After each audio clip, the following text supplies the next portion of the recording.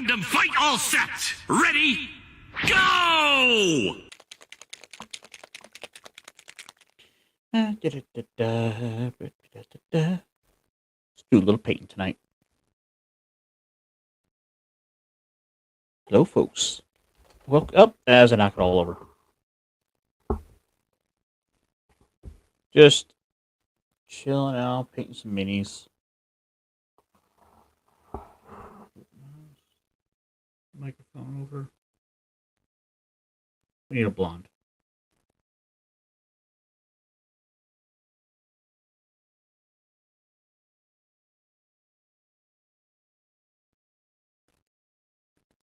He was there, Gandalf.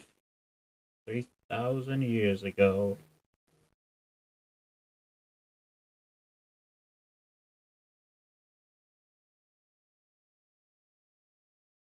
I just kind of feel like painting some elves lately. We are going to, of course, I am off camera, so there we go. Yeah, that is much better.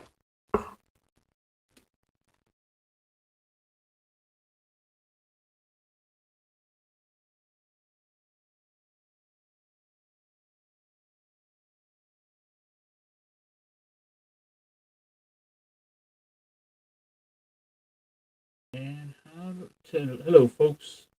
Welcome to the Mechpit chat, where we are doing something. I've just been in a very painty mood lately. I think I just want to get some elves. Okay.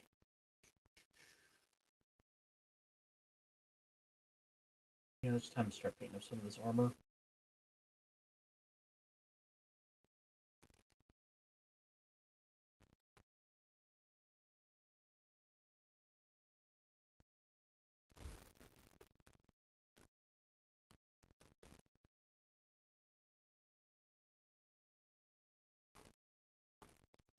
I have a little bit of me time, which is perfectly fine. It's been a long weekend.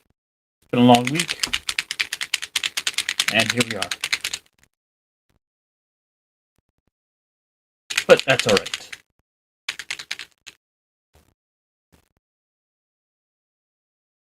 Add a little bit of silver to the palette. I think about 3 drops should probably do us for right now.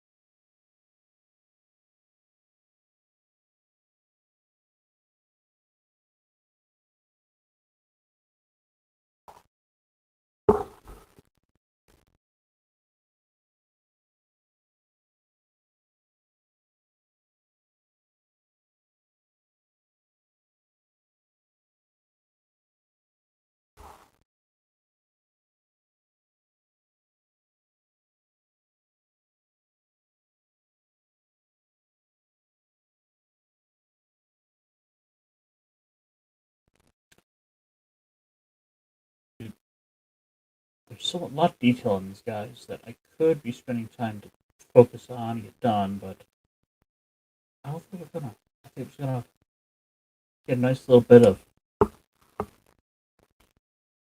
course,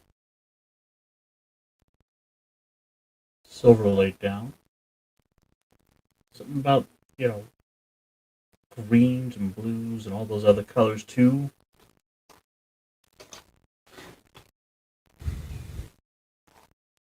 Just feels appropriate for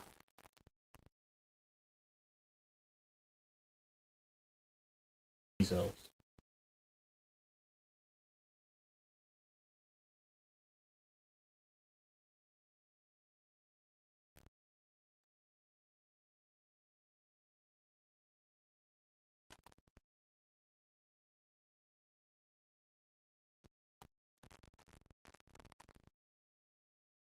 Yeah, we are having a nice little chill night. And so I kind of like about doing this. Right now the house is silent. I am all alone, able to kind of just get into the zone and Not have a worry in the world.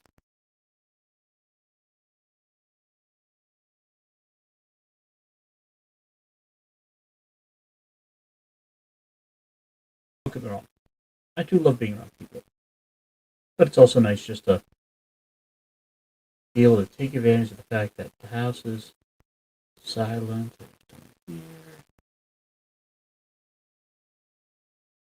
Me, the brush, and the models.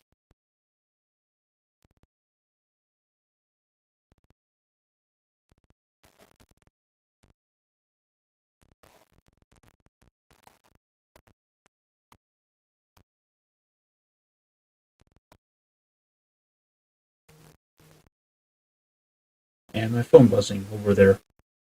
But we'll worry about that later.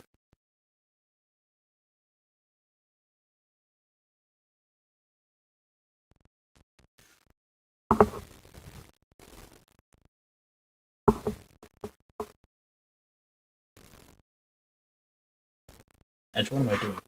Why don't I actually go ahead and put this model on a stand? There we go.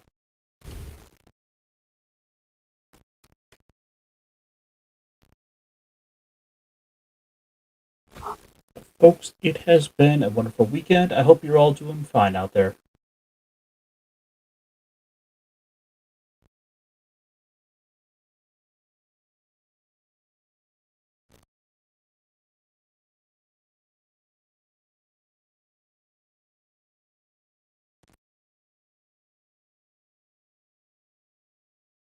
At this point, I've been sitting on these guys for so long. All the grand ideas I had about, getting finely detailed and highly painted up. And I'm just kind of ready to call it.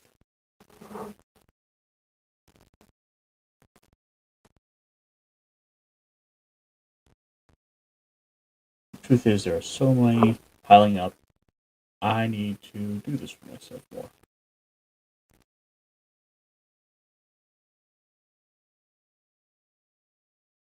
So many hours in the day.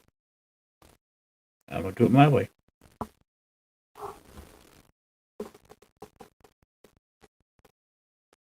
And then maybe in a little bit here, if anyone shows up, we'll get into some of the little bit of the news that was going on.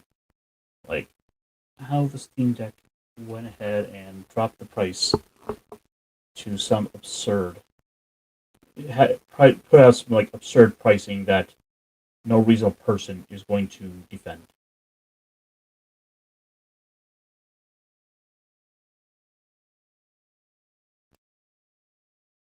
I think your armor's pretty good. We'll come back to the weapons later. Well, no, not quite. The little backpack wings.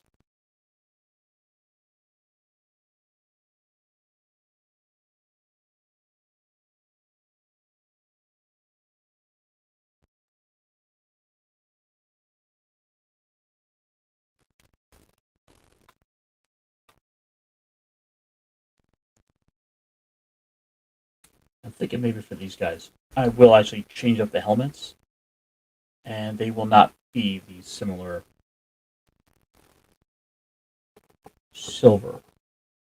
I think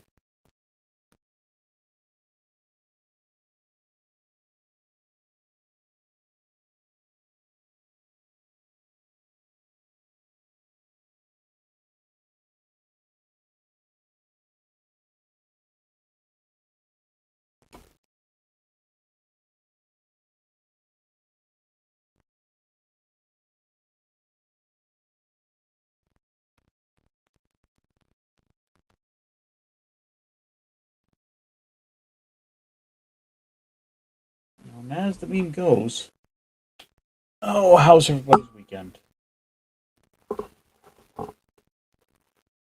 All in all, it goes well.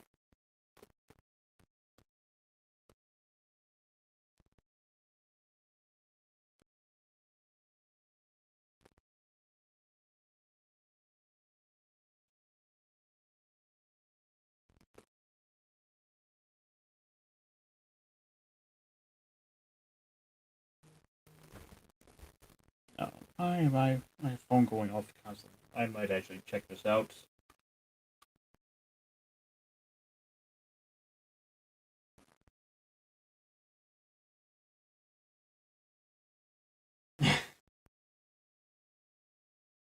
mostly just full of Facebook notifications. Nothing to worry about.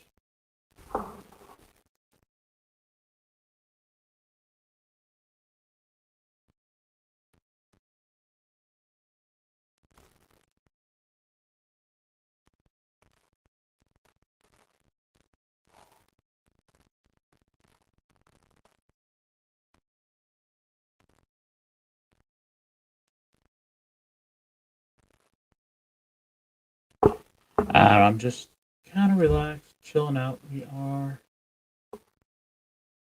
getting some painting done. I need a little change of pace.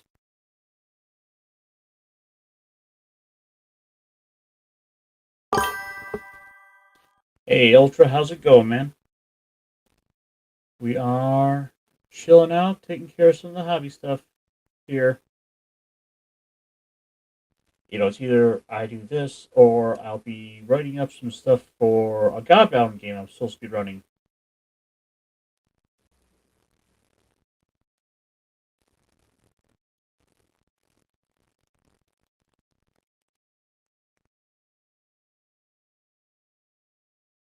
I also got some news that my friendly local game store, that is largely a kind of card game type of store. Well, they also do sell D&D stuff and a lot of other tabletop supplies. I go there and I have them order me a paint all the time. And they just announced today that they are going to start carrying Warhammer and doing some Warhammer stuff, which is good news for me because I have been doing a lot for that lately. Also on the desk, I got the new Painboy model. Just looks absolutely sick, but he is yet another half-finished, started project on the desk. As long as we make progress and we keep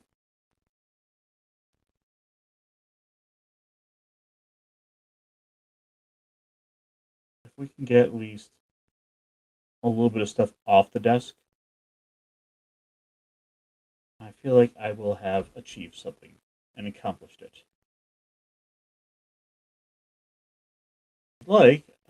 Actually, I forget. Are you in the group chat on Twitter?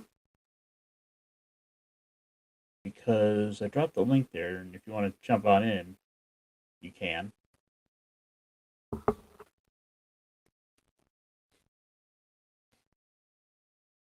In fact, let me make sure you get that.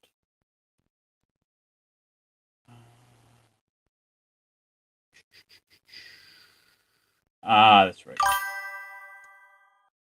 Either I'll fix that later, but in the short term, I'll go ahead and I can drop you a.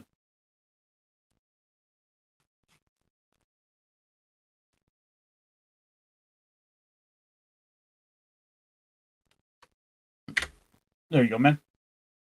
And remind me later, I will add you to my little group chat, and we can come on in and hang out.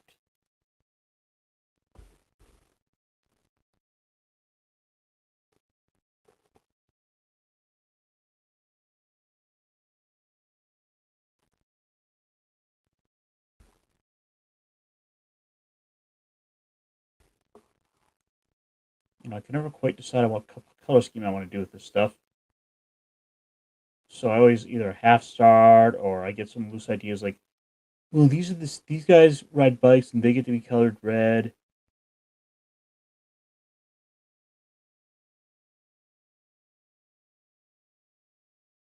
Which I do still think is a good idea. I think I will do those helmets.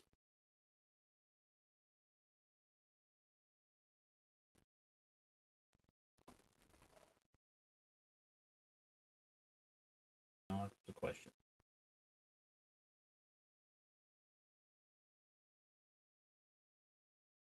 And we got a whole underarm.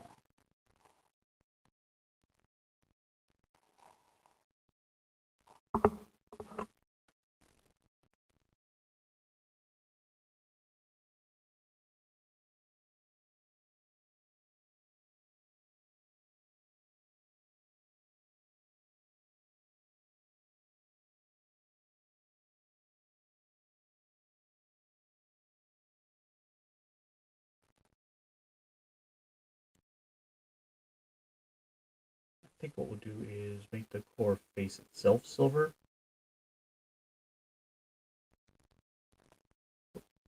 Pretty sloppy, but it'll be alright. It'll all wash out in the end.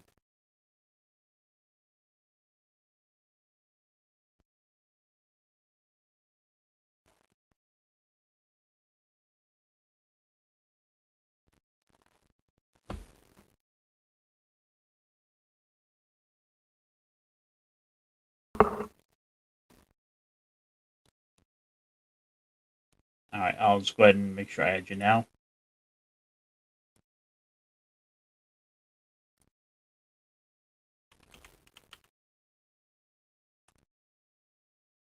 And boom, added you all the same.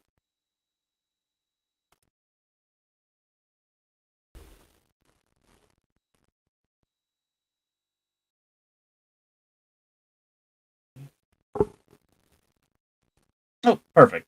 He joined. Right, Hey. Am I coming through okay? Yep, you sound good. All right, goody. Yeah, I'm doing it all through my phone right now because I'm making a late dinner at the moment. So Hey, no worries, man. How have you been? I'm doing all right. Just kind of relaxing, chilling out for the most part. Got back in my RV because we finally figured out. We thought it was some weird wiring thing, but turns out we finally decided why don't we check the battery? Because apparently I didn't think about this was so the RV there's a plug for it, but it transfers the power like to the battery and then it conducts the electricity through that battery into the RV. And so we were like, let's check the battery. Well, the battery's 6 years old. It can't hold a charge. So like, let's change that. And ever since then, it's worked like a charm. Yep. Check the batteries, check the fuses. Yeah, well, we thought it was purely a fuse issue because it was the fuse that kept popping, but the fuse was popping because the battery couldn't hold the charge. That explains it. Oh, but other than that, though, like I had my AdventureCon thing that I did the past weekend, not this last weekend, but the weekend I saw before. that. Yeah, I did a lot of different games. I ran like a small game. I was hoping to run for tables, but the RPG stuff didn't do as well this year, surprisingly, compared to last year. So what was popping? Let me think here. Well, a lot of board game stuff. It is primarily like a board game convention, but they do still like do TTRPG stuff on the side and all that. So I know there was one lady there that I guess Wizards of the Coast. There was like a I can't remember the name of the game. It was like Clayomatic RPG of some sort where you create your character out of clay, and how you make the character was how your stats were for the creature. And she ran something called Craftomatic, and which basically she just had like a box of all these like mixed arts and craft stuff, and everyone just made their own characters with that. And she basically ran like a kid-friendly RPG game with that. Another lady ran several games of Vampire the Masquerade, which I got to play in for the first time ever because I'd never done Vampire before. This was the 20th anniversary edition. And she actually, what was really sweet of her, she made goodie bags for everyone. And in those goodie bags, you got like a notebook, that you got stickers, you got a 3D printed keychain, depending on what kind of vampire you were playing as. So like I was a Tourador, so I had like a rose keychain. And then was that the artist one? The what? Was the Toreador? Yeah, Toreador was the artist. Yeah. Because that was the one I always wound up going with. Yeah, and then what she also did was we all got like a bag of 10 3D printed 10-sided dice. Nice. Yeah, and that was Friday. I did my stuff Saturday morning, and then that Saturday evening, I just hopped in on like a random D&D game that was actually It was actually ran by a guy that was at one of my tables last year, so I jumped on his D&D game, and it was just a fun like, hey, just things happening, go and take care of them basically, nothing too crazy. And then Sunday, I joined in on an Avatar Legends RPG game, which was really fun. Oh yeah. Yeah, because it was the game master, me, then one other player. So me and the other player, we each got two characters of the previous control. Because the one shot that the guy was running, is actually a one-shot that I forget which YouTube channel did it, but but the players were like the voice cast of Avatar Legends, where they actually ran the game for the voice cast, and they all had their own characters they were playing, and we got to play as those characters. Oh, neat. Yeah, and it was just we were just like going back and forth. Me and the other player were just back and forth with each other the entire time. And from like 9 in the morning till 2:30 in the afternoon, we just played that one shot the entire time.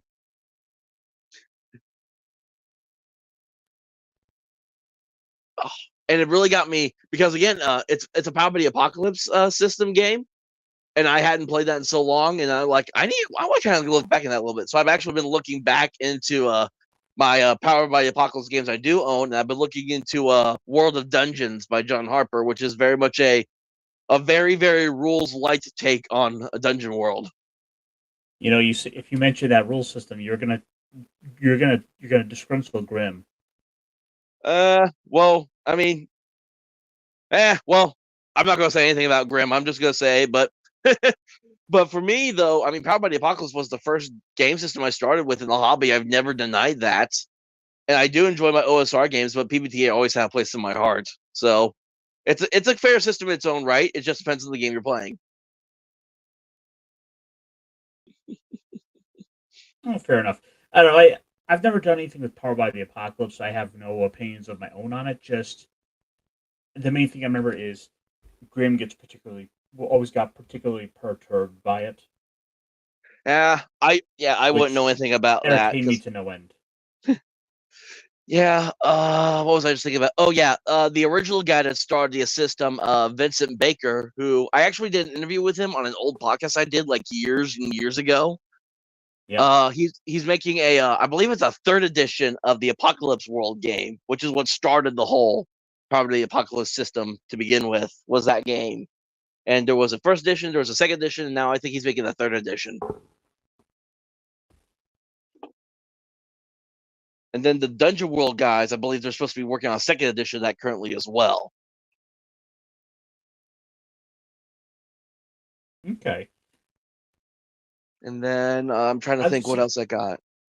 I've just been so kind of checked out of a bit more of the tabletop role playing stuff that I feel like I've missed a whole bunch of stuff, but at the same time, not. Yeah, I mean there isn't really too much new and exciting stuff happening besides I think there's a Dungeon Crawler Carl tabletop RPG based off the book that's been kickstarted. Also, The Chronic Chronic the Legends of Evantris had a massive I think 15-16 million dollar Kickstarter. Neon Odyssey, which is a crazy like science fantasy 5.5 rule book basically. My girlfriend, she was showing me about it, giving me updates, and I guess she had gone ahead and backed it.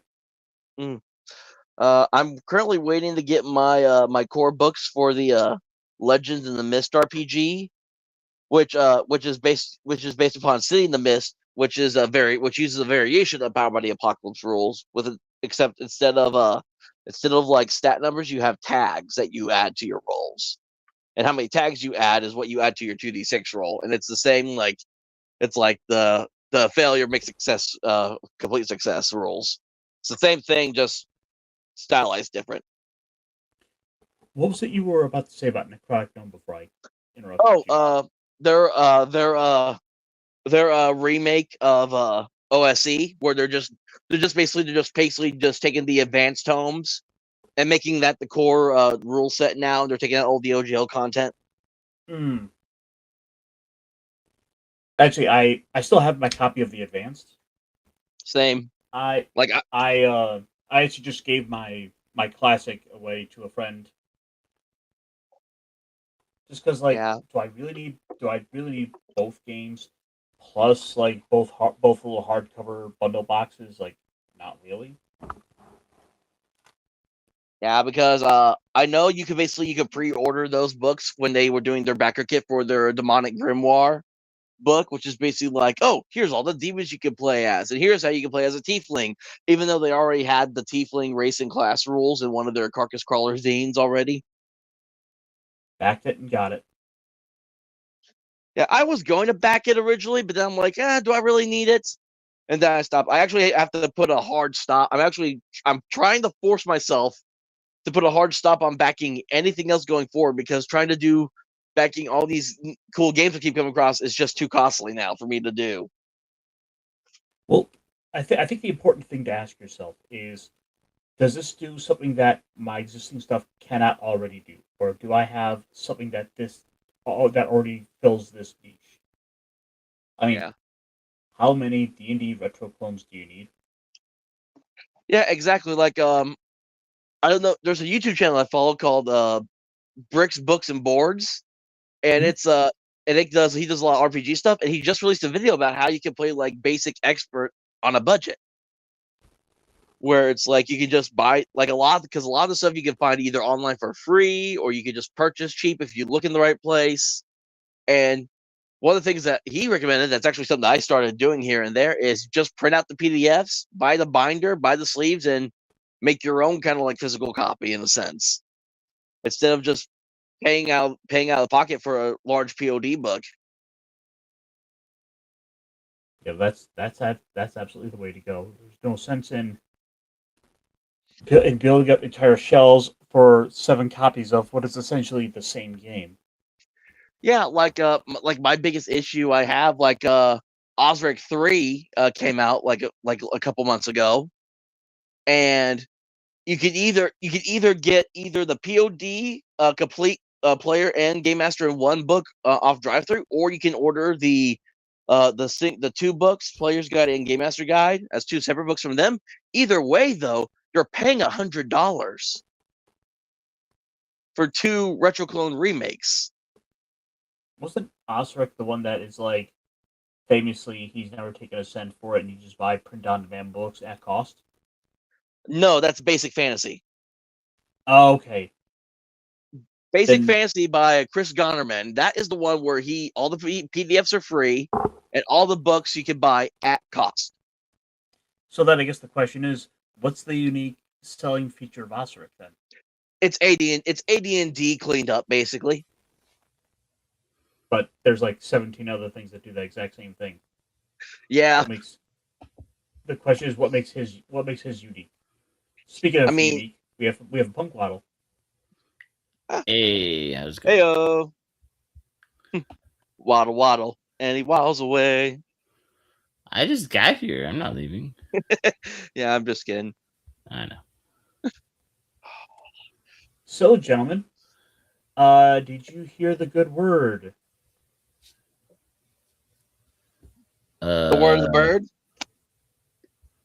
Oh no, the word of Gavin. Gabe Newell. Oh no, what happened? So, we got pricing for the Steam machine. Oh, this I did hear. Oh yeah. It's like oh boy. what, over $1,000?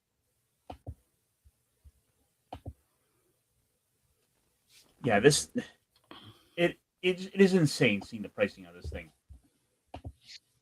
Just got announced today. We have 2 models coming out: the 512 and the 2 terabytes. Starts Yeah. at $1,050. Yeah. Yeah, but I think the thing that they're trying to say, it's not a game console. It's a PC. It's a separate PC unit, basically, is what they're trying to advertise it as. I mean, Yeah. they're not wrong. Except for the fact that if you have a PC that costs less and you have a streaming app, like I know that you can be modded and there's cool stuff you can do with it, but it's not going to get console players to switch over it. People who have Steam on their computer already, you know. So I had considered it before we saw the pricing as the under the prospect idea of the girlfriend, thinking, hey, maybe this would be good to get for her place.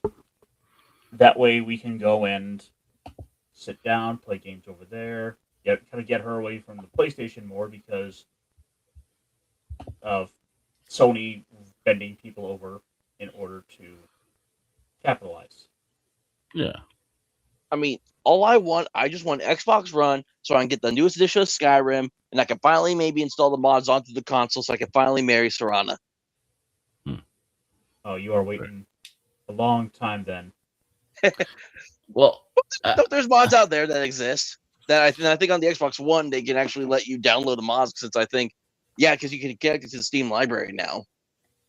so I mean, Xbox, their new CEO or whatever, she's trying to make it Xbox appealing again, but I don't know if it's too little, too late. Well, they've got a major uphill battle there, considering that the Xbox lost what was the most important generation in which the buying digital games was taking over as the majority. Yeah. They kind of and Microsoft basically was about ready to scrap the Xbox, and somebody come in saying like trying to salvage it, trying to appeal to consumers again, but like I said, is it too little, too late?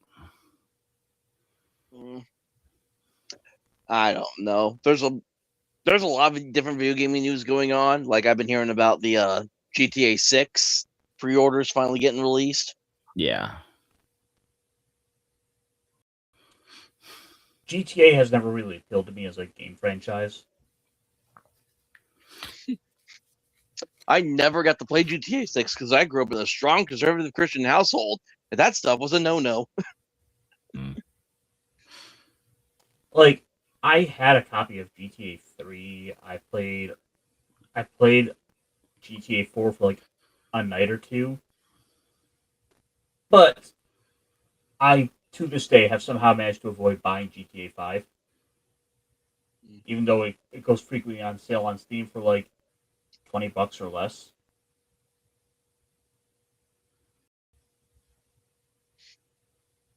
I guess what I'm saying is, I probably won't buy it for myself, and if anyone wants to buy it for me, I might finally play it that way.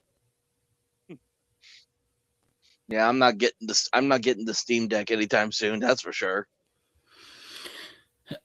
Yeah, I don't see it as well, it's like, okay, so to me it's like, okay, Steam, the concept is great. So Steam libraries, the fact that this is also in lieu of how many times like the people are going after the payment processors to try and say, oh, you can't do this, you can't do this, you can't sell this, like trying to bully Steam into taking so many things off their library, right? That to sell, right?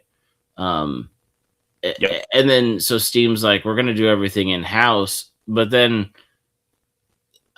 there is something to be said about like a console or this sort of gaming computer niche thing. It doesn't have the infrastructure, it doesn't have the R&D that Nintendo, PlayStation, or Xbox has, right? This decades of kind of like integrated research. It's kind of their own startup thing. And so to me, it's like, and even when the Steam controller came out, right? That how expensive was that controller? The new Steam controller is currently $100. Okay, so that's not terribly expensive. So that one's cool, but like when it comes to being able to do all the things that they want it to do, I feel like, and they're trying to make it high quality this day and age, it's going to have a price tag on it, right? The way it's like they're trying to. I don't know if they're trying to be competitive with the current PlayStation upper end, right? Or if it's that much cost to make a profit out of it, right? To make the actual thing. I don't know, but the market's weird, and it's not an entry level by any means of a whatever it's supposed to be. I mean that's been the biggest issue, not just video games, but RPG and teach RPGs too. Is these things were supposed to be hobbies, and they've now and people are now trying to make them invest. Well, what you fundamentally have is you have the investment bros, the investment industry, if you will, that has been long aware of the fact that video games have outsurpassed Hollywood in terms of the box office revenue. Mhm. Like, it has for years and years, and the potential return for games is much greater. Yeah. It was 5 or 6 years ago. Some of the big people, bigwigs, were talking about video games as the next hype of entertainment. So that's why you saw bigger studios shifting to video games. It's why you saw people like Sweet Baby Inc. and all them trying to get on the ground level of proving they're being integral to the video game process now, because all these people were getting involved who would listen to them and pay them for stuff. You have all of the Hollywood it was interesting because I was watching Top Gear reruns today, as you do on lazy afternoon, and I think it was, oh yeah, Kiefer Sutherland it was an episode with Kiefer Sutherland talking about how they filmed 24, and that was like one of the early binge watch TV shows, right? Binge box set models, which is kind of where we're at. But he was also talking about how at the time when he did 24, which was how long ago, that was when Hollywood, movie actors were shifting over to doing more TV stuff. And then you see where we're at now, and some of the stuff that was a big shift then is just the norm now, right? Now they have deals with streaming services, whatnot, to do the TV shows. And he was talking to how you have less movie studios 15 to 20 years ago, and it was all superhero movies. And it's like, well, we're still stuck in that era, right? That stage. Yeah, and so nothing has really changed there. It's very And the problem is stagnated. they've become so stagnant, and Hollywood is on its way out. It's getting the Detroitification. Right, and that's something that's definitely flying on social media. The algorithm is hitting hard of the sign of the times. And I don't what I don't see is them being able to do much more of this bullying around the video game, because you have people like the Pal World developers that are actually giving people what they want. And Which, for the record, I cannot wait. yeah, that update's coming soon, right? Yep, July 10th. So that's another thing I find interesting. A lot of these games as a service, like these sort of games, that have, whether it be gacha or sort of online games, seem to have their anniversaries in June or July, because we're about to hit some big ones in the next month or so.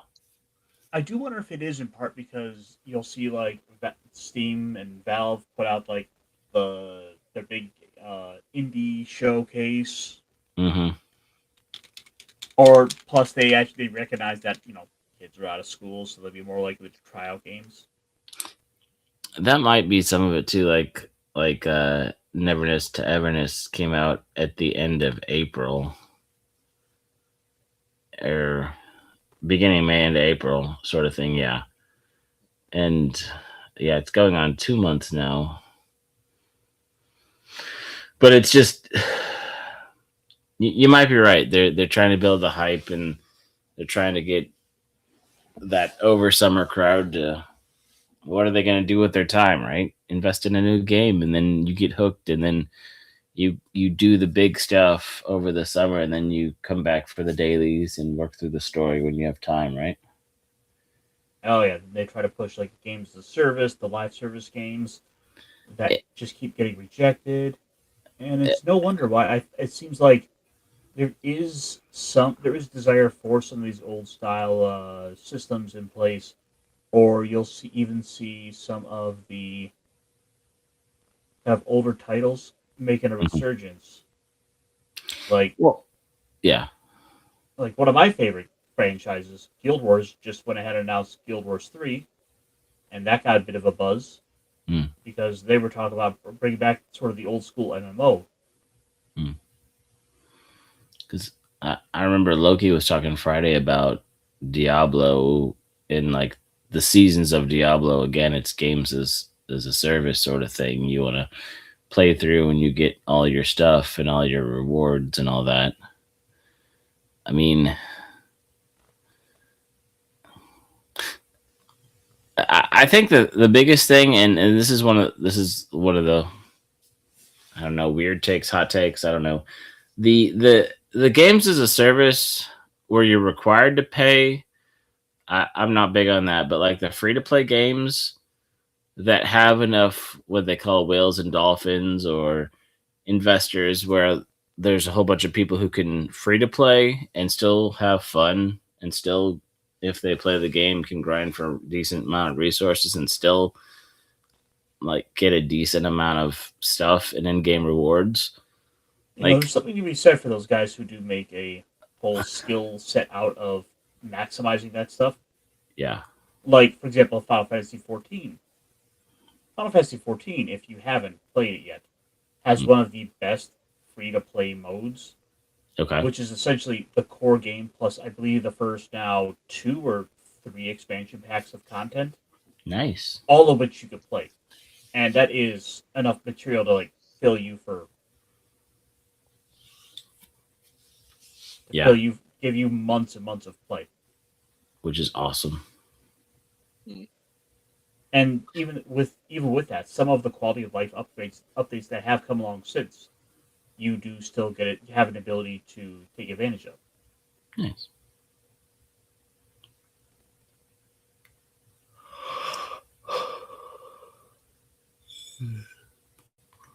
I mean, DJ Ronnie talking about the problem with Steam Cube is that it's hard to keep prices competitive in the current AI and reseller market. I mean, that's what I mean, we may not be there yet, but soon enough is going to be the point where AI will get smart enough to where we can just be like, hey, create a game where it's like create the version of Elder Scrolls 6 for me where I'm still the Dragonborn, but I'm going through Oblivion and I'm fighting like a reincarnated like an Ulfric or something like that, and the AI will just make a game for you. Like, yeah, you're not wrong. The only thing here's the interesting thing about that, and I'm not sure how it will work with AI, because if you in-house with your own AI you train it and you create certain instances and certain campaigns or whatever, like, does it have the ability to record it, save it, and like, if everybody's creating their own experience, there is no shared experience, right? And I think that's one of the things that I think a lot of people, the competitive nature of people, of like having the devs to thank and having the devs to blame if they don't like the game, right? Or having a scapegoat of get better, get good, your skills suck sort of conversations. But it's like, well, are you going to be able to do this challenge, right? Are you going to be able to earn this reward? You can't get Twitch drops for a game you created in your own house. And if everybody's creating their own games, they're not going to watch anybody else play games. And like, it becomes a dystopian isolation if you take it to an absurd degree, right? It reminds me of that. There's a bit in Fahrenheit 451. Yeah. Where his wife, where like the TV entertainment is such that you can basically fill the role of a character, and so you're just like reading the lines and kind of going through the scenes, and it's held up as like the highest form of entertainment.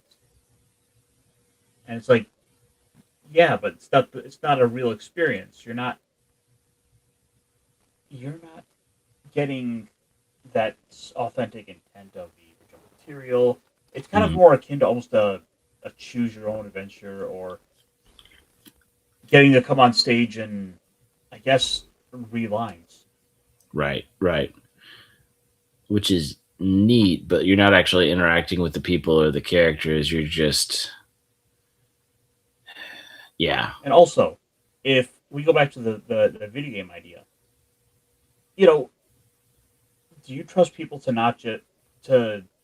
I guess the thought of people just look at, if a game gets too hard for them, they Mhm. can just say to the AI, "Hey AI, make this easier for me." Like the ability to just take out any challenge. Yeah. I Like mean, visual novel. Go ahead. I mean, I don't see. I mean, I don't see anything wrong with that entirely. I mean, people want. At the end of the day, most people just want to sit down, relax, and just enjoy a game, and not like a lot. Like if you want to have a challenge, that's fine. But I don't see anything wrong with people wanting to just have a fun, easy time with the game, just to relieve some stress for a little bit. Yeah. Okay. So they're both ideas are valid. However, there are games like currently where we are. We have games that are just the easy mode, fun, quality of life, chill mode, right? Hmm. They're designed for that, like, oh, like Stardew Valley or something, farming life and all that stuff. And then you have Souls games, right? So like Yep. if you're like, well, I've had a long, rough day and I want to play a Souls game, but I want to play a Souls game on easy mode, well, that you're not getting the Souls game experience. You're not really playing a Souls game. You're playing something that looks like a visual novel of a Souls game, right? Well, yeah. I guess I should phrase like, yeah. I mean, you can change the difficulty setting in a game that has difficulty settings. Soul Yeah, yeah. games have one difficulty setting: survival of the Right. fittest. Right. So with I mean, the hypothetical that we're talking, I think Ironcaster was getting at, is that if you can just like basically say, I want to play this game, but I want to play it on easy mode. It's like, then again, it goes back, like, to me, I think it still goes back to that shared experience, because I think Or if you take if it you to the look, extreme of, well, give me a weapon that can just one shot kill everyone, and just the yeah, ability to Where's the just fun like in that? swing hammer to win. well, it's the power fantasy. It's if there's a level that like has a lot of baddies, or just like an instance where it's just like it would be fun to use, like, I remember Diablo 2, right? So Diablo 2, back at that point in time, they had the character creations, they had the stuff where you could go, but if you played on public servers, if they found out, you could get banned for cheating, right? I think at that point in time, it wasn't as bad as it is now, but at the time, you could also make your own server, right? Mhm. LAN parties and stuff. So Mhm. in college, my computer science roommate, he had we had an in-house server for StarCraft, for Worms Armageddon, for Diablo 2. So we could have our character that was normal, but then we could also play on the setting where we have God mode, and we give ourselves like the awesome stuff to go run through the levels just for funsies, right? And not get banned, and not have the software that says you have cheating software, so you can never use our services again, sort of thing, which also sucks, right? Yeah, it was just more of a kind of the shower thought of consciousness as I'm Yeah. painting minis. Like don't get me wrong, like I do enjoy me a good game like that where like the Dynasty Warriors titles, the Hmm. Musou games, where you just like are swinging a weapon to go through and slaughter I hundreds of cannot. enemies. I didn't understand what those were, and I got one of those games for the Switch, and I played it for like 30 minutes, and I think it's whatever houses or something. I hate those games. Those hack and slash mob. The enemies are the exact same, and you just swing and knock them all back. Like, Well, it's like you said. It's like what you said earlier. It's a power fantasy thing. The idea that you have yeah, this big ass guy, like the big thing for Dynasty Wars. yeah. It's like no one cared about any of the characters. Everyone just played through it all so they can unlock Lubu. Lubu was the guy that everyone wanted to play as in the game, Hmm. regardless of who you were. And Lubu was this big, strong brute, giant halberd in the hand, his red mare riding horse, and he would just be riding fast as fuck through and just swinging and knocking people like 20 feet. Yeah, I mean, it's the epitome of what we're talking about, right? And it's funny though, because as soon as you were saying, Hunter, about the you can only do the power fantasy so long, as soon as Ironcaster mentions one, I'm like, yeah, I couldn't even, right? Yeah. It wasn't. It's fun to modify a game for a minute, but when the game is just hack and slash like that, it's just like, where's your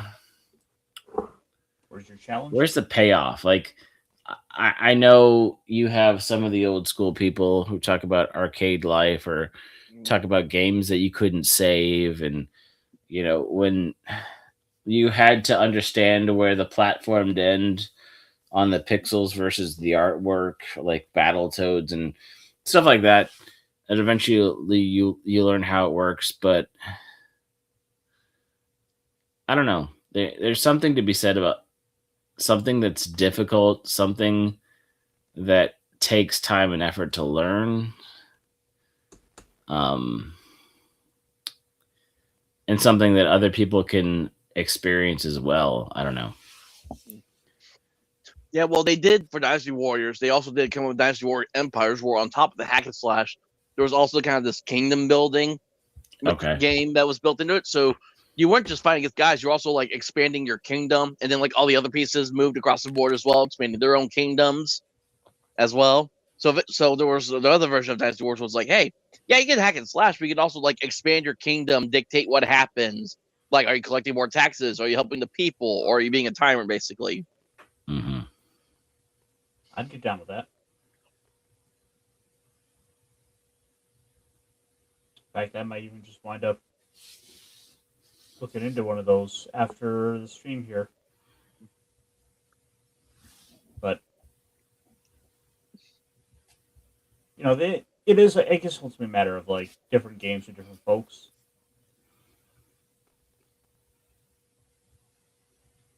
Mm-hmm. Some people might like Mario, some people like Sonic. Mm-hmm. And that's, yeah. And nobody likes EA. It's in the game, man. Oh, that was one kind of game I never really enjoyed. Like, I never really got into the sports video games. Like, the only reason I only had one football game when I had the original Xbox. That was because my dad would play with some of his buddies sometimes, and that was it. Okay, so NBA Jam was the only sports game I could get into because of the absurdity of it. But otherwise, yeah, it's fantasy. like, well, it's also 2-on-2, right? It's like you have 3 players from each team that you could unlock from the 90s. Like, this is when the NBA was kind of king in general. But like the Jordan era. Yeah, he's on fire, all the different bonuses and tricks you could do were really just entertaining. But it wasn't real sports. It wasn't like FIFA World, it wasn't Tecmo Bowl. It wasn't Madden every year, right? And Speaking of FIFA. Okay, yeah. Have you guys been seeing all the video of the Europeans coming to America? It's amazing. Oh, yeah. I just love, because it's like we've had for years our own people being like, we're the worst country ever. Everyone should not come here. Then we host the World Cup here. Everyone comes over, and everyone's like, this is the greatest country ever. Oh, the barbecue, the Burger King, the Buc-ee's. And forgive me for this, and maybe don't. But the fact that you have all these countries that are talking about the weather, the climate, all these things, like we were wrong, all these things that we gave you crap for, like, oh, we have so much more respect for the things that we just thought you were talking shit because we didn't have no frame of reference for. And then you have all these countries that are they're after the games, they clean up after themselves, they do this, and then in juxtaposition right now you have the FIFA World Cup, where everybody's being super respectful, really enjoying each other. Different countries and cultures are coming together, having a great time. And then you have the New York Knicks win, and they're setting fire to school buses, right? So America's trashing itself. Well, everybody is disgracing us. And then you have this whole like, and not to get into too much of the politics, but the whole like the reflection pond, which I feel like is going to turn into Pond Gate instead of Watergate for this generation. So, all right, I'm just saying, like it's such a juxtaposition of like sports and community and camaraderie, and then just this dumb witch hunt. Anyway, what was up with the pond? Because like I have no idea what was going on with that. I need to do more research, but apparently it was algae infested. It was looking kind of dingy. Trump said he was going to clean it up. They put in a new liner. They dumped hydrogen peroxide, and then all of a sudden it started looking worse and worse and worse. And then they found out that people were sabotaging the liner, like the liner's peeling off. Like CNN has been covering it nonstop, like it's some political scandal worse than, I don't know, the Clinton and Monica Lewinsky scandal sort of thing. I'd not have sex with that woman. Like, and then so it's just kind of nonsense business as usual. Right. And then, like, they had the whole thing on the White House lawn. And I think they've proven that the UFC fight? Yeah, but they said, like, the grass is dead after one night. But also, there's speculation, or I think they're investigating people also pouring chemicals on the grass to make it die. Like, there's just a lot of just, like, when so many Americans are don't like the president and making all these things that aren't even political into political things, and CNN's doing a witch hunt, and then like people who the rest of the world is like saying like, oh, Americans are decent natured people for the most part, like, and we're having a good time celebrating sports and having fun while all this other weird stuff is going on. It's a weird juxtaposition. I know I said that twice, but still. There was also the Freddy guy that I think he's German, and Yeah. he's like going all over the U.S. and he's talking about like, oh, look at all the houses in Georgia. Oh, the heat, the Texas heat. It's so hot, but it's such a beautiful place. Yeah. Yeah, he just going all over, just experiencing all the different places. Yeah, him especially, because I've seen some response to his tweets. People are like, what is this? What's so significant? What's so important? Like, he's just talking about stuff that to us is every day. And they're like, that's the point. Like, over in Europe, they're so used to hearing how awful things are. Certain, they hear their own versions and they're seeing it for themselves and be like, no, guys, this is pretty awesome. You should come visit too, right? They don't even have AC in Europe. We have AC here. Yeah. Let me tell you, in Texas, if I didn't have AC, ugh.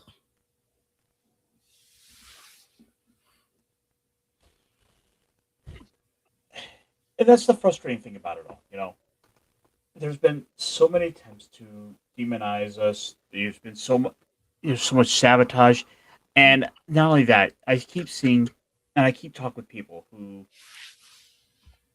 want to act as though they're because of certain guys in office, it therefore dictates how they're allowed to feel about their country. When look, at the end of the day, you should feel the same about it no matter what.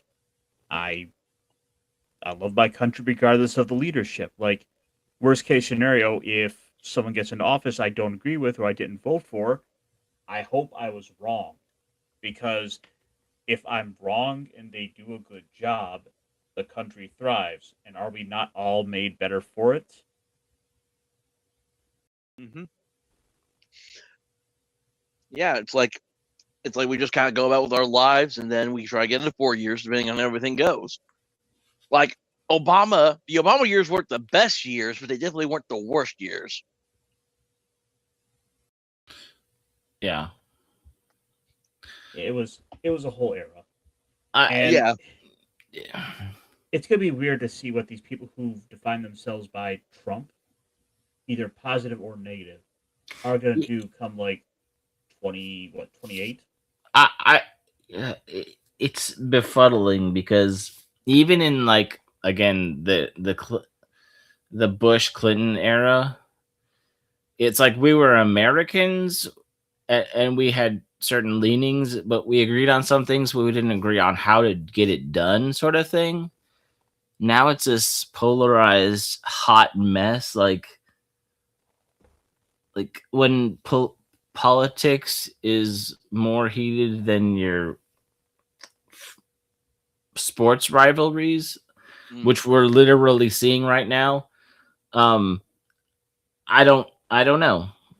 I'm curious if people are just at some point going to get so burned out because their team and their organization eventually, the disenfranchisement when like everything you believe and realize that it's just a group of people that don't actually care about what you specifically believe and they just needed you for momentum. That what'll happen, right? The splintering effect, because that the whole diehard fandom eventually does have a falling out. Eventually, apathy sets in. The current rumor kind of going around right now is from the people I listen to is the Democrats have basically the majority of Democrats have lost all hope of the party, so they've got like no funding for anything. So the rumor is that eventually the Republicans are going to just split into like two new parties for us to go against each other on. Well, I think your bigger problem is, in a lot of ways, it's a party that's so defined itself by Trump, by being anti-Trump, that without him, they're yeah. I'll say this. Well, I guess the fact that before Trump, say things we don't want to. No. Before Trump ran, before Trump ran, he was considered more of a liberal, right? He was a moderate liberal, right? He was a classic Democrat. A classic Democrat from the Clinton era, which is ironic because he ran against Hillary Clinton, who isn't a Clinton era Democrat, I guess. And that's the irony of the whole thing.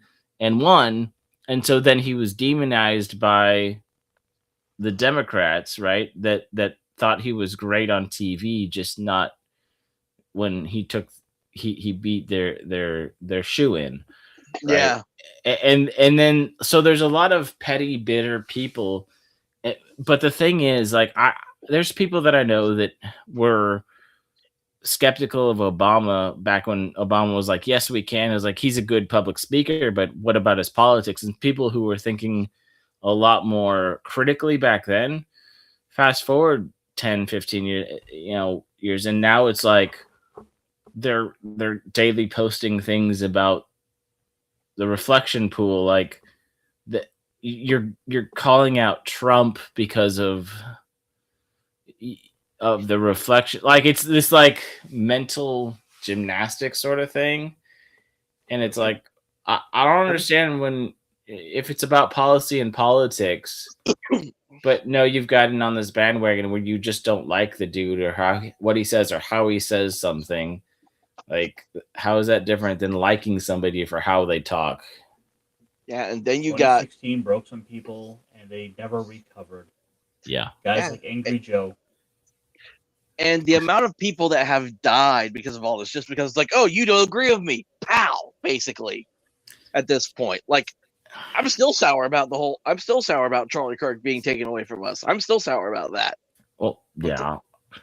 I mean, this is a hot take, but for all the policies for or against, so we're in Pride Month, and corporations aren't celebrating that as much because they realize it's only a percentage of the population that doesn't actually really buy stuff, right? Because all that merchandise goes on the clearance rack soon, and so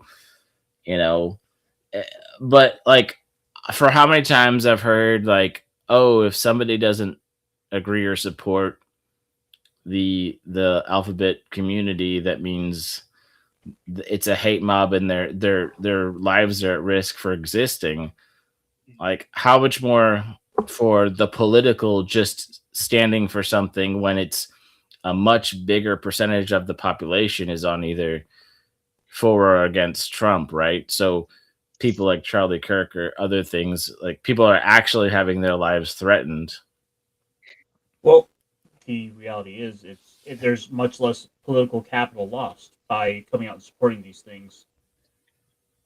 Yeah. Yeah, and then it's like, yeah, like everything, like every facet of every hobby I know, it's like you turn a corner and it's like you turn on the computer, there's a VTuber being like, hey, if you vote for this person, don't follow me, you're not welcome here. Oh, and Right. then if you go on, you try to commission an artist. Oh, hey, who'd you vote for? If you vote for this person, you don't get to commission me for artwork. I don't want your money. Right. Which- It's like, I yeah. Well, I wanted to support you because I appreciate your art. No, I don't want you supporting me. I would rather be a starving artist than have you have your dirty money, right? Yeah, So, like, do I agree with everything that Kanye West has been saying and ranting about? No. Do I still blare his music? Yeah, absolutely. I don't know if I go that far, but I get the sentiment. I mean, hell, like his new song he had that he released, the HH one before it got dropped. I was able to download that one, and I blasted it in the car for like a week straight at one point just to see the reactions.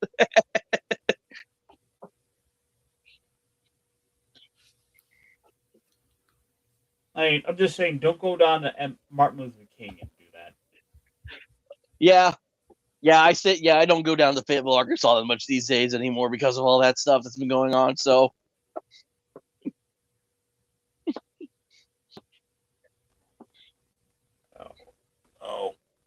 Ooh, crash the back. Yeah, like the main exit for that where the college is on is literally Martin Luther King Boulevard. They usually are. What was I thinking about? But anyways, trying to steer away from politics and trying to get back on topic. I don't remember what we were talking about. Video games and how things are shifting, and the Steam Deck is absurdly expensive, and it doesn't really seem like a viable option for most gamers, casual or. Yeah. Oh man, like I miss the days when like I used to have like a Game Boy Advance, just plug in the cartridge, play for a while on the car ride. I miss those days. Yeah. Well, that's where you gotta get something like. That's where you should get something like the Evercade. The what again? Huh? Here, I will pull this up to show you. Like, there's a bunch of like emulator type stuff out there where it's like, hey, you buy this, and it's like 200 games on it, but they're so cheap and they don't last that long. Because like I bought like I got one for my son for Christmas, and it would not, and it kept like glitching out and freezing up because the parts in it were just could easily come loose. Oh yeah, Neo Geo. Yeah. Well, this is the homepage for the Evercade, which is a type of retro game device. Okay. You might have seen some of these before, but this is a console with cartridges with licensed games. Okay. Oh, yeah, that would be nice to, like, oh man, like I remember the N64 console was the first console I ever had. And I always thought about getting one of those again one day. Mm-hmm. And I still have two. And the nice thing is these cartridges are fairly affordable. Like I think maybe I'm just gonna pull one up. Neo Geo Arcade 4. I think you can buy them for like $20-$25. Okay. Yeah, so for example, I pulled this up. Amazon, the Neo Geo Arcade Collection 4 is on pre-order for $30. Oh, there is a Banjo-Kazooie pack. So there are a lot of the retro titles that you would think of that are available on a device like this. Oh, nice. I would love to have something like the one game that I really want to start playing again. And I'm going to get a lot of flack for this because I said, in my opinion, it was the greatest Sonic game that was ever be made. And it didn't even have Sonic as the main character. Was Shadow the Hedgehog. I'll check this out. Tomb Raider: The Last Revelation and Chronicles are available on this thing. So you're starting to get into some like, oh, check it out, The Okay. Legacy of Kain. Okay, so some of these games that have almost felt like they were lost or hard to find, they're showing up in these places. Yeah, I know you can get a lot of them on GOG now, but there's something about that cartridge. Yeah. The cartridge means that. Oh, okay, you have me Battletoads, but the cartridge means that it exists. You can play it. You can always access it. It's not going to be updated or modified. You can learn the patterns, right? Mm-hmm. Yeah. Yeah, Like- these are. I mean, these are like games you can remember. Like, holy crap! This says Conker's Pocket Tales for the Game Boy Color. Nice. Like my idea was, this was a random idea. Like if I wanted to like get an older console to where it was cartridge, how would like some of the current games we all love today look like if they were on low console? Like my example is how much different would Skyrim look if it was played on the N64 instead of on your PC or your Xbox or whatever? Yeah. So as far as it goes, like this at $100, this thing's fairly affordable. Like you're not paying $300, and this is kind of like what we would have gotten back in like the days of the Super Nintendo, the Nintendo 64, etc. Yeah. Mm. I remember. If I could buy it using PayPal, I could put it under one of the pay later plans, and I could pay it over time. That's been the blessing from PayPal currently, with my buying all my TTRPG books, is I can spread it out over multiple payments instead of having to do it all in one lump sum. That's cool. I mean, I know you can buy through Amazon. Yeah. I remember the time when my brother and we pooled our Christmas money from grandparents and some other stuff and allowance, and we went out and bought the Super Nintendo for like $100, split it 50-50. Like the day after Christmas, went to, I don't remember, Toys R Us or something. Mhm. We were so excited. It's like, is that what you want? Yeah. And we got the Super Mario and the other a couple other games, and it was just like, yeah, this is amazing. Yeah, I remember. I think I was like 5 or 6. I don't remember how I was like. I was like 5, 6, or 7. I don't remember. Opening Christmas morning, unwrapped the present, and there's a box holding a Nintendo 64, but no game. And I'm like, how am I supposed to play this? And then we had some neighbor dressed up as Santa Claus walks in and hands us each different gifts, and hands me the very first Mario Party game on N64. Cool.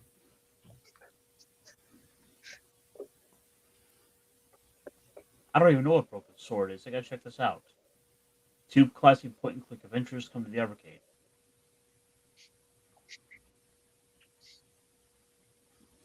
Yeah, there's a whole variety of games on here. I've got a couple. I've got a couple of these titles, and it is a fun device as to if you want to change things up.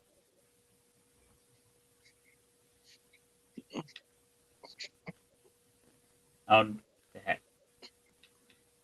Keep scrolling. There's play the Neo Geo titles, some indie titles. In fact, they even do like if you connect to the Wi-Fi with it, you can get a free game of the month. Oh, cool. Oh, that's cool. In many cases, what they'll do is after about 6 or 7, after about a year or so, they'll go and take that collection of all those indie titles like this, and they will put it out as a standalone cartridge. And if you happen to not update your console or not connect over the course of the next 3 or 5 months of the internet, well, you still get to keep that title on your device. Oh, cool.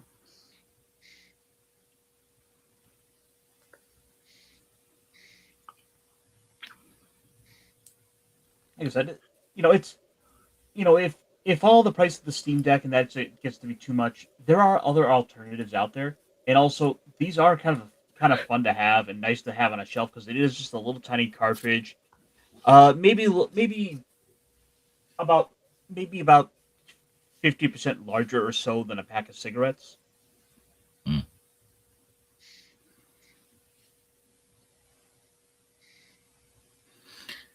I mean,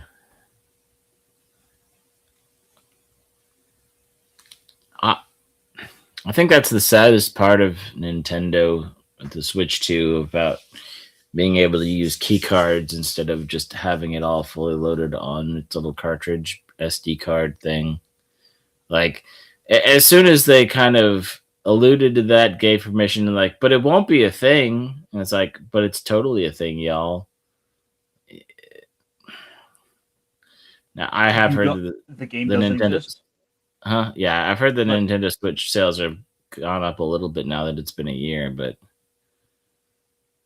I don't know. It still feels like for online gaming, it's gonna be outdated and too slow. The Switch One is already kind of unplayable in a lot of ways. for sure. And the sad part is you just kind of can't. You, it's either getting hard to enjoy the stuff, or they are purposely making them so that it is that intentional obsolescence. Like, and I didn't realize this with Unreal Engine, but basically they were saying the way Unreal Engine works, the way it kind of updates technology, that like it, yeah, to play it, you have to keep up with technology as it advances, like the data packets and stuff like that. It's not just like downloading the information. It's just like if you're outdated, if you're out of date, it's like a cell phone. You can't compute, you can't keep up. And the fact that so many people switch to using Unreal Engine, it's like that means to play and keep playing these games. Like I said, it's a built-in obsolescence that every few years you're gonna need to upgrade your system, or you can't access this thing. So it's all online, and you need the hardware to keep up. Neat. Maybe we'll have to we'll have to get off the beaten path and go check out some more stuff out there. Yeah. Because in a lot of ways, the mainstream stuff is just going to be too hard or too expensive to stay up with. So, what alternatives do exist out there other than to go and discover it? I suppose. I mean, yeah. Which And with which is a problem itself, just discovering all that. Well, and I think that's the biggest thing, right? Because with it, whether it be comic books, movies, studios, like we used to have so many indie things, and indie kind of dropped off. Then all of a sudden, you have all these people that are realizing that the only way to add something new is to have an indie startup. And I don't think the Steam box is going to be it, but people are saying, oh, we have to, instead of just critiquing and complaining about everything, somebody has to actually try and create something new. Otherwise, we'll have the same three archaic whatever, in every industry. There's only going to be a few things left. Well, time will only tell for that. Yeah. But speaking of time, I think it is time to wrap things up here. On our way out, you guys have anything you want to promote?